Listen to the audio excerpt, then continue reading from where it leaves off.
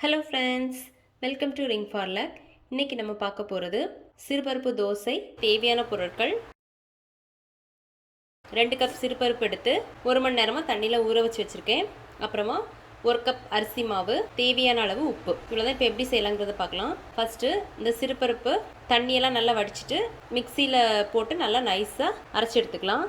இப்போ சிறுபருப்பு போட்டாச்சு. அது கூடவே நம்ம எடுத்து வச்சுருக்கிற அரிசி மாவையும் போட்டு அரைச்சிக்கலாம். இப்போ இது மாதிரி மாவு அரைச்சாச்சு.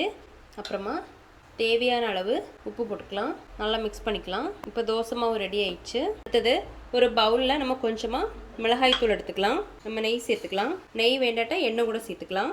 சேர்த்து இதை நல்லா மிக்ஸ் பண்ணி வச்சுக்கலாம். இப்போ தோசைகள் காஞ்சிச்சு. நம்ம தோசை ஊற்றிக்கலாம். அப்புறமா அதுக்கு மேலே நம்ம ரெடி பண்ணி வச்சுருக்கிற இந்த மிளகாய் பேஸ்ட்டு போட்டுக்கலாம். இப்போ இது ரெடி ஆயிடுச்சு. நம்ம எடுத்துடலாம்.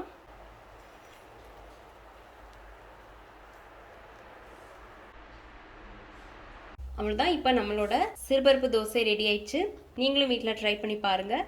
பிடிச்சிருந்தா லைக் பண்ணுங்கள், சப்ஸ்கிரைப் பண்ணுங்கள். தேங்க்ஸ் ஃபார் வாட்சிங்.